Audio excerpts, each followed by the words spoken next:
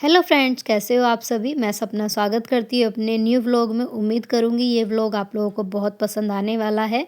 और अगर आप चैनल पर न्यू हो तो चैनल को सब्सक्राइब ज़रूर कीजिएगा और वीडियो को लाइक शेयर कमेंट ज़रूर करना।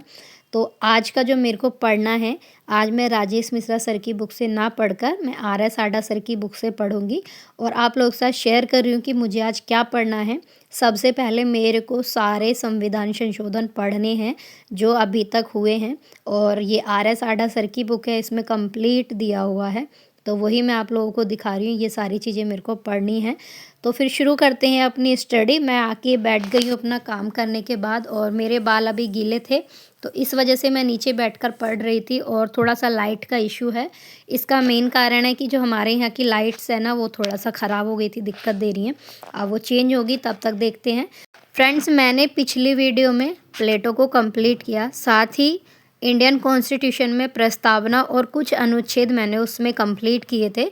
आज की वीडियो में मैंने बता दिया है आपको कि मैं संविधान संशोधन है इन्हें कंप्लीट करूंगी।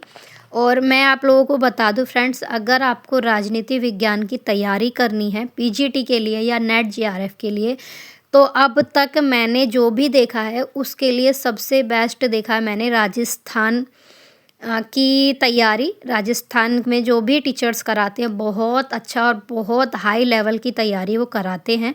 और मैं सिर्फ यूट्यूब के थ्रू ही देख रही हूँ और कुछ टेलीग्राम चैनल्स है उसके अंदर, क्योंकि वहाँ के जो भी कैंडिडेट है ना, बहुत डीपली जाके तैयारी कर रहे हैं।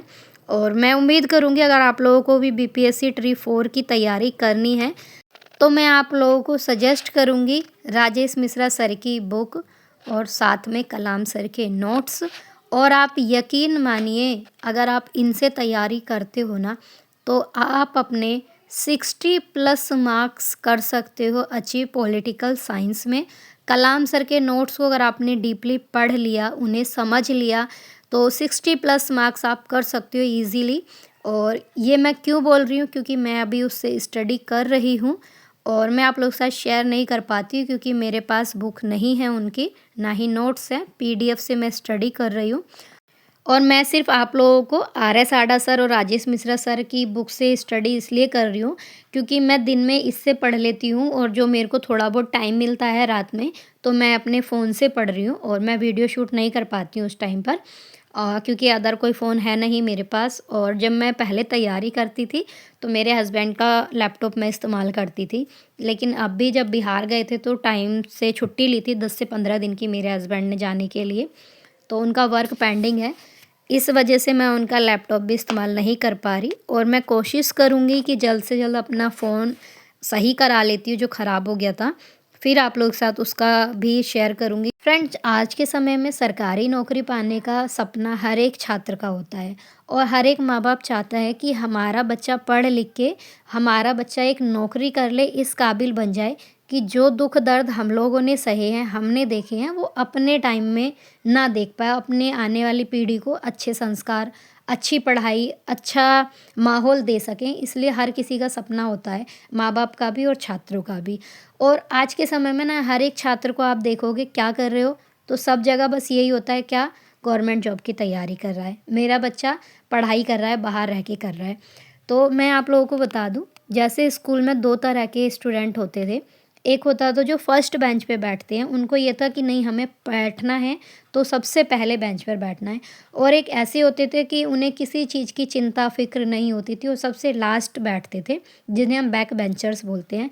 तो जो ये एग्ज़ाम है, सरकारी नौकरी का जो एग्ज़ाम है, उसमें भी ना 2 तरह के कैंडिडेट पाए जाते हैं और ये रियल है। कुछ कैंडिडेट तो अपना उनको एक लक्ष्य उनके सामने है, उस लक्ष्य पर फ़ोकस है कि मुझे इसको हासिल करना है और मुझे चाहे कैसे भी करना हो, मैं किसी चीज़ का इंतज़ार नहीं करूँगा, मुझे पढ़ना है तो सिर्फ़ और सिर्फ़ पढ़ना है। कुछ दूसरे जो कैंडिडेट हैं वो ऐसे होते हैं कि उन्हें पता है कि नौकरी के लिए माँ-बाप ने तैयारी करने के लिए भेजा है कि नौकरी की तैयारी करो, जाकर पढ़ो। तो उनका कहना है सिर्फ़ और सिर्फ़ कि हाँ, हम तैयारी करेंगे, लेकिन कब? जब हमारा नोटिफ़िकेशन आउट होगा तब। और वो कैंडिडेट ऐसे होते हैं कि उन्हें इस चीज़ से कोई मतलब नहीं है कि कौन-सी नौकरी, उनको क्या लक्ष्य है, नहीं।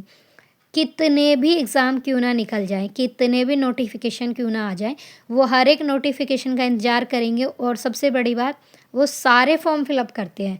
चाहे आपका ग्रुप डी का हो, चाहे आपका कांस्टेबल का हो, चाहे आपका पोस्टमैन का हो या आपका टीचिंग का हो, कुछ भी हो, वो हर एक फॉर्म को फिलअप करते हैं और उनको सफलता नहीं मिलती, ये आप लोगों को भी पता है।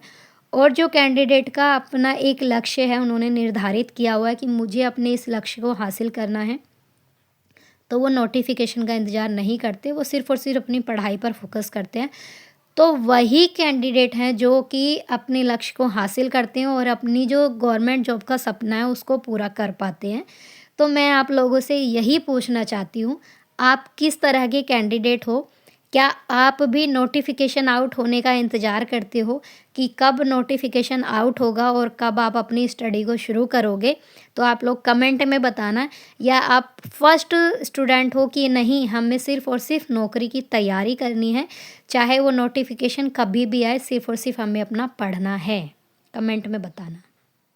फ्रेंड्स, मुझे ना आप लोगों का सजेशन चाहिए था, चाहे आप मुझसे छोटे हो या आप मुझसे बड़े हो, उम्र में भी या स्टडी में भी, तो मुझे सजेस्ट करना कि मुझे क्या करना बेटर रहेगा।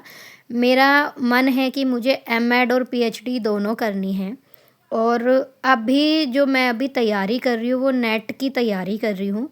तो आप लोग ना मुझे कमेंट करके बताना, क्या मुझे अभी एमएड करना बेटर रहेगा? और अगर मुझे एमएड करना है तो मुझे उसके एंट्रेंस की तैयारी करनी पड़ेगी।